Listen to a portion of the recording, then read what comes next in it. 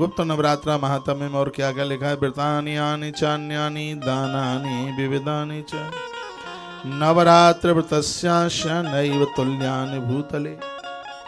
वर्णन क्या है, इस पृथ्वी लोक में बहुत तरह के व्रत हैं, उपवास हैं, दान हैं, लेकिन नवरात्रा के तुल्य कोई भी व्रत नहीं है, ऐसा वर्णन है। ऐसा वर्णन ग्रंथ, नौ दुर्गा नवरात्रा के बराबर कोई भी व्रत है ही नहीं, ऐसा वर्णन किया गया। यह व्रत सदा धन धान्य प्रदान करने वाला है, सुख तथा संतान में वृद्धि करने वाला है, आयु तथा आरोग्य देने वाला है, स्वर्ग और मोक्ष भी देने वाला यह व्रत है।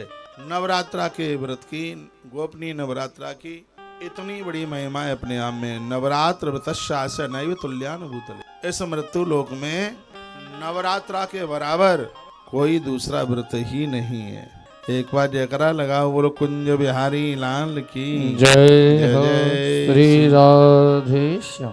क्या मिलेगा इस व्रत को करने से? विद्यार्थी वा धनार्थी वा पुत्रार्थी वा भविन्नरः। जिस विद्यार्थी को विद्या चाहिए उसे माँ की कृपा से विद्या मिल जाए, वह भी माँ का पूजन करे, नवाहन मंत्र का जप करे, ओम ऐम ह्रीम क्लीम चामुंडाई विच्चई, इस नवाहन मंत्र का वह जप करे। पुत्रार्थी व भविन्नरः, जिनको संतान नहीं है, माँ भगवती की कृपा से उन्हें औलाद प्राप्त हो जाती है। वह कथा आती है, आला उदल की कथा आती है। उदल आला का कौन था भाई? हाँ, तो बताते हैं कि आला को संतान नहीं थी, तो मध्य प्रदेश में एक भव्य मंदिर है, सतना के पास है, मैयर वाली माता शारदा है मध्य प्रदेश। अब मैंने तो दर्शन किए नहीं है, नाम सुना है माता जी का, तो माँ कृपा करेगी तभी दर्शन होगा। तो मेरी एक बार कथा थी जबलपुर में, टाइम हो गया है, उस 2015 की बात है। तो कोई सज्जन बता रहे थे कि आला को संतान नहीं हुई थी। आला के बेटे का क्या नाम था? मैया जी की कृपा से हुआ था, मालूम नहीं हमें तो नाम वगैरह, उतना इतिहास पता नहीं है। मैया जी की कृपा से वह माता शारदा मैया बड़ी प्रभावशाली है।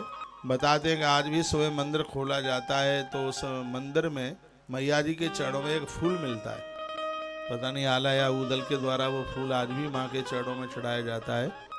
जिनको जानकारी, मैंने तो ये सुना है कि है हाँ इंदल, हाँ इंदल का जो जन्म है वो मैया जी की कृपा से, इंदल ही नाम है, ये मैया जी ने ही दिया था। ये तो बहुत बड़े भक्त थे मैया जी, दुश्मन सामना कर नहीं पाता था। तो पूरा देश मुझे आज सुन पा रहा है और मैं निवेदन करना चाहूंगा, भगवान महादेव के ऊपर बेलपत्र पर चंदन लगा करके चढ़ाया जाता है, वही पीला वाला चंदन, श्वेत चंदन। लेकिन मैया जी को जो बेलपत्र चढ़ाया जाता है उसमें लाल चंदन से क्लीम लिख दो, एम लिख दो, फिर मैया जी को आप ये चढ़ाइए। इससे माता रानी अति प्रसन्न होती है। और क्या दे देती है जो बेलपत्र आप चढ़ाते हैं? धन धान्य प्रदम नित्यम सुख संतान वृद्धि, आपकी संपदा में वृद्धि होगी, आयु आरोग्यदम चैव सुरगदम मोक्षदम, तथा आरोग्यता मिलेगी, मृत्यु के समय पर बिल्कुल कष्ट नहीं होगा। ये माता को बेलपत्र चढ़ाने की इतनी बड़ी महिमा है। माँ को गुड़ैल का फूल चढ़ाया जाता है, ये तो सबको पता ही है, लेकिन माता को बेलपत्र भी चढ़ाया जाता है। रक्त चंदन में डुबो करके बेलपत्र भी आप चढ़ा सकते हैं, नहीं तो उसके ऊपर आप एम लिख लीजिए, क्लीम लिख लीजिएगा, फिर मैया जी को आप चढ़ाइए। माता प्रसन्न हो जाए तो कालिदास महाराज जैसी सिद्धि दे देती है। कालिदास जी को माँ की ही तो सिद्धि थी, माता गढ़ कालिका, जो कि माता उज्जैन में बैठी। अरे उज्जैन में बड़े बड़े तीर्थ है, उज्जैन में बड़े बड़े मंदिर हैं, और एक से एक मंदिर बहुत दर्शन करने के लायक। हमारे ब्रज के गोपाल भी है, वहाँ गोपाल मंदिर है, देखा है, जिनकी ठोड़ी में हीरा दमक रहा है।